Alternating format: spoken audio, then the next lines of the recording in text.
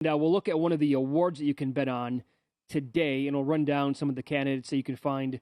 Certain sports books. We'll use BetRivers here. They do sponsor the first hour of the program. And odds are up for the comeback player of the year in the NFL. And again, this season, Pauly, a lot of big names are on the list, led by the shortest shot on the board, Derrick Henry at 3-1. Now, I will ask you, he played in 8 games last year, and he was awesome. He had 219 carries for 937 yards and 10 touchdowns. There was MVP talk with Derrick Henry last year. He missed the rest of the regular season. He came back and rushed 20 times in the playoff loss to Cincinnati. Does that ding him at all? That he actually played in 8 games last year and then came back in the playoffs? Where I'm trying to think about this, about how voters will approach this. Will they hold anything against Henry for that? No, I don't think so. You don't think so? I would think McCaffrey has a good case because he got hurt early in the season. Some of these guys, I can't imagine a scenario where they would. Mariota, Danny Dimes. I don't think. Why not Mariota? Oh, come on. That's a horrible team. Is he even going to win the job? That's number one. How many games is he going to play? Will he be the quarterback week 7? Oh, no. I understand all of that. I'm asking if he does actually win the job, goes out there and plays the entire season. I don't see how they can win 6-7 games even. I mean, and what would his numbers even look like? I mean, I like the guy, but he's not going to put up big numbers to warrant consideration where he could win something like this. I don't know. This isn't like Alex Smith where you're coming back, all you have to do is step on the field. Oh, no, this is different than Alex Smith for sure, but I don't think they have to win a lot of games. I mean, if you look at his career, he started 6 games in 2019, he played in 1 game in 2020, and he was a backup all of last year again. If he comes back and starts the entire year, he'll have good numbers. They'll get creative with him. He's got weapons on that team. Mayfield could put up numbers. I just don't know where he's going to get a chance to do it. Maybe if he could get this done in Carolina, I don't know. If Cleveland agrees to take on half the deal. Maybe Dobbins. Everyone likes the Ravens. Maybe he could put up big numbers again.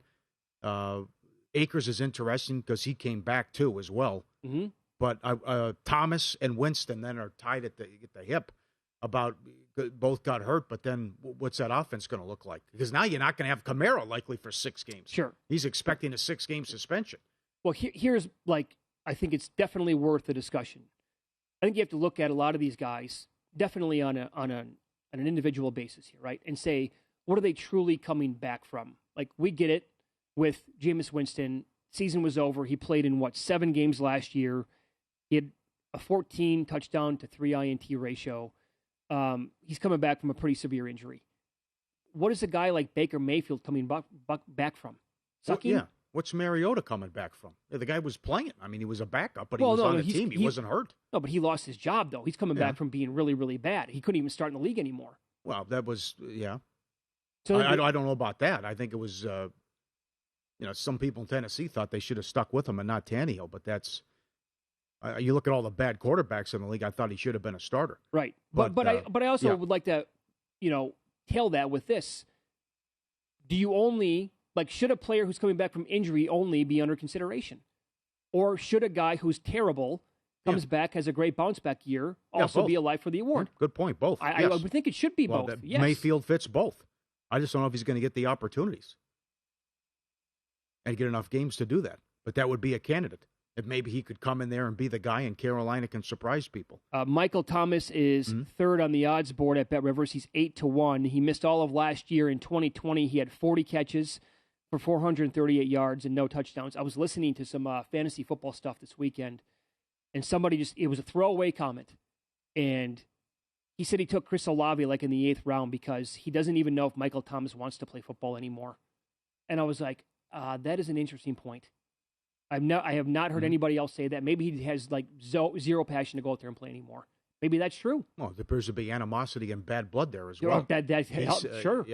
I can't get there with Winston. I think the odds are ridiculous at 5-1. No, I can't bet 5-1. I mean, right. No, no interest. How bad he's been in his career, and they had a horrible passing attack before he got hurt last year. And now you don't have Peyton, and you might not have Kamara. I think those odds are asinine. Yep. What do you think of 10-1 on McCaffrey? Played in 3 games in 2020. Yep. Came back 7 games last year. 99 carries, 442 yards, 37 catches, 343 yards, and 2 touchdowns overall. But can he stay healthy now? Or is this going to be a thing with him every single year? I would say McCaffrey and Dobbins on that list. That's what I would look at. Yeah. Dobbins is the one guy I wanted to get to. At 16-1, he'd probably be player number one that I would bet on.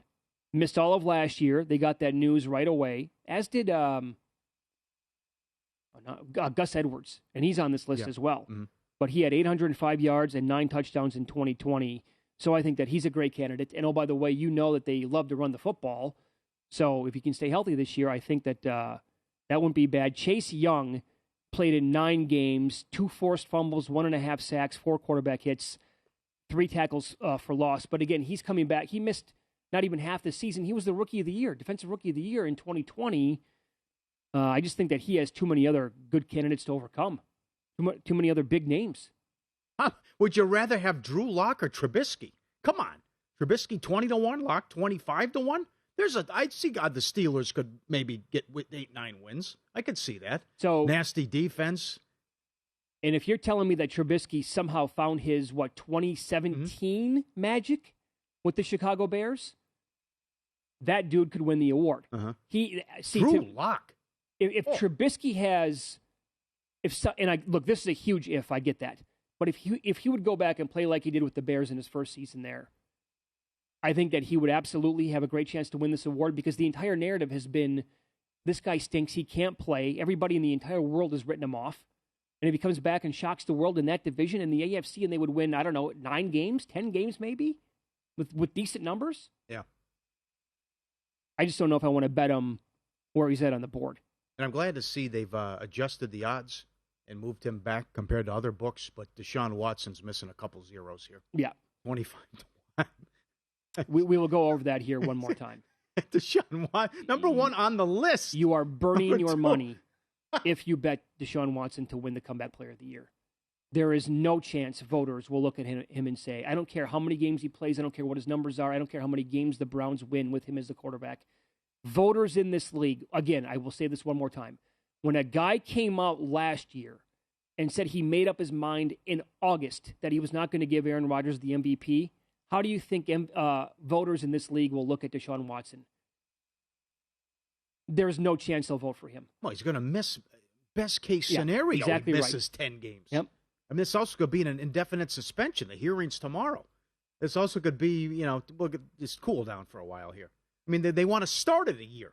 That's the starting point. That was the starting point in negotiations, a year. I mean, the Jets have a better chance to win the Super Bowl. Comeback Player of the Year won't even be on the field. No, honestly, it's the last bet that I would make this year. Yeah. I would bet anything else in the NFL other than Deshaun Watson to win this award. We did it 2 weeks ago. I think he was 8-1 at one point. He was.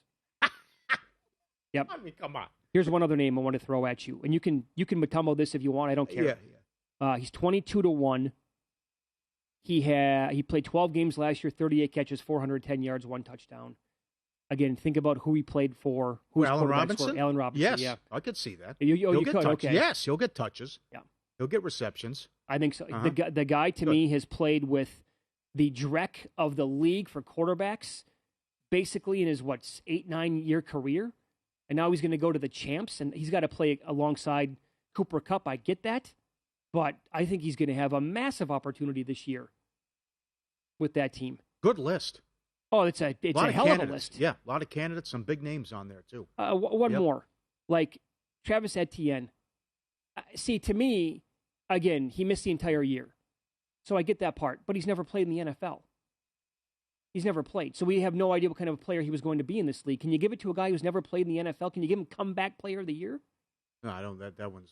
I don't even. I'm with you on that one. Should he even be eligible to win it? Yeah, that's bizarre. That's strange to me. Yeah. He didn't play in one game? No, he missed everything. Did he? Missed everything last year. Okay. And if you want to go, DeAndre Hopkins is 50. No. Missed a lot of time.